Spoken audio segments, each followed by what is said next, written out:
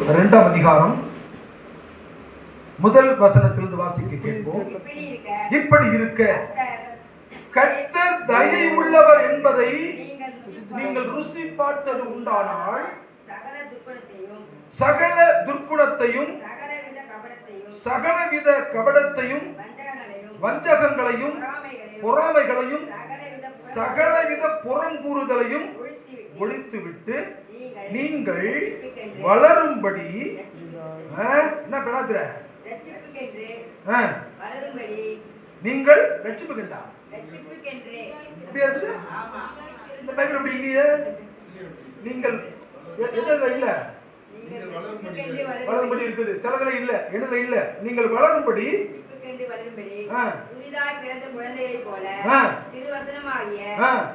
களங்கமில்லாத ஞானப்பாலின் மேல் வாஞ்சையாயிருங்கள். இது போதும், அவ்வளவுதான். மூணே வசனம் தான். கர்த்தருடைய பரிசுத்த நாமத்திற்கு மகிமை உண்டாகட்டும். அன்பான கர்த்தருடைய பிள்ளைகளே, கர்த்தர் யார் என்று சொன்னால் அவர் தயை உள்ளவர். ஆண்டவருடைய நம்ம ஆராதிக்க ஆண்டவருக்கு அநேக நாமங்கள் உண்டு. அதுவே ஒரு நாமம் தயை உள்ளவர்.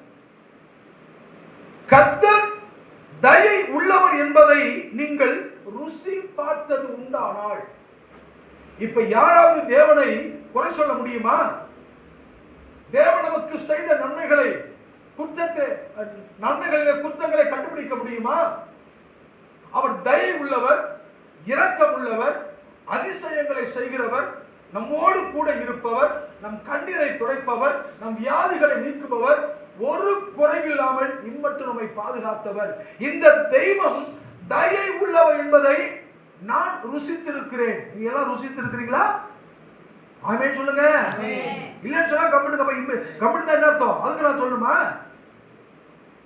சுவிட்ச் ஆன் பண்ணணும் கம்ப்யூட்டர் மாதிரி. அல்லேலூயா. தானாவுல வரணும். கர்த்தர் தயை உள்ளவர் என்பதை நீங்கள் ருசித்தது உண்டானால், ருசித்திருக்கலாம். ஆமென் சொல்லுங்க. யாரு ருசிக்கலாம்? ஆமென் சொல்லுங்க. ருசிச்சவங்க ஆமென் சொல்லுங்க.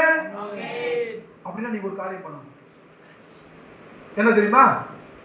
சகல விதமான துர்க்குணத்தையும் சகலவித கபடத்தையும் வஞ்சகங்களையும் பொறாமைகளையும் சகலவித புறங்கூறுதலையும் ஒழிக்கணும். கர்த்தரை நாம ருசிக்கிற பிள்ளைகளாய் இருந்து கர்த்தர் நமக்கு தயை செய்கிறவர் என்பதை நீங்கள் ருசித்தது உண்டானால், நீங்கள் விளக்க வேண்டிய காரியங்களை விளக்க வேண்டும். என்ன விளக்க வேண்டும்? முதலாவது சகல விதமான துர்க்குணம். ஆண்டவருக்கு பிரியமில்லாத எல்லாமும் துர்க்குணம். நற்குணத்திற்கு ஆப்போசிட் துர்க்குணம். நற்குணம் என்று சொன்னால் நல்ல குணம், துர்க்குணம் என்று சொன்னால் துன்மார்க்கனுக்குரிய குணம். இப்ப நமக்கு நம்ம தனிப்பட்ட வாழ்க்கையில சிந்தைக்குள்ளே, மூளைக்குள்ளே, கண்ணுக்குள்ளே, காதுக்குள்ளே, கைகளுக்குள்ளே, இருதயத்துக்குள்ளே ஆண்டவருக்கு பிரியமில்லாம என்னென்ன காரியம் செயல்படுகிறதோ இது எல்லாவற்றையும் ஒழித்து விட வேண்டும். முதலாவது ஒழிக்க வேண்டியது சகல விதமான துர்க்குணம். இரண்டாவது கபடு. என்னது? கபடு. உள்ளொன்று வைத்து புறமொன்று பேசி நடக்க செய்வது கபடு. கபட்டுத்தன்மை. கபடு ஒரு மாதிரி அவங்களுடைய கிரியைகள் இருக்கும். அவங்க சிரிப்பிலேயே தெரியும் இது ஒரிஜினல் சிரிப்பு கிடையாது, டூப்ளிகேட்னு சொல்லி. முகத்துல தெரியும். ஒருத்தருடைய ஆக்டிவிட்டிஸ் வச்சு கண்டுபிடிச்சலாம் அவங்க யாருங்கிறது. எனக்கெல்லாம் அது சர்வ சாதாரணம். ஒரு மனுஷனை ஒரு முறை ஒரு நிமிஷம் பார்த்தா போதும் அவங்க யார் நான் சொல்லிடுறேன். கர்த்தருக்கு ஸ்தோத்திரம். இதுக்கு பெரிய ஜோசியம் படிச்சவன்னு அவசியம் கிடையாது. சகல விதமான துர்க்குணம், சகல விதமான கபடு.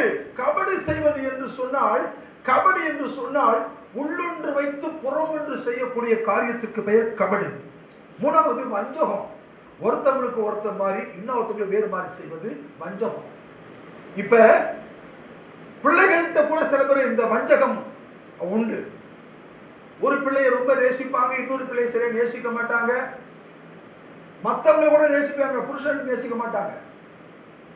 மற்றவங்க கூட ஜோம் பண்ணுவாங்க, புருஷனுக்கு ஜோம் பண்ண மாட்டாங்க.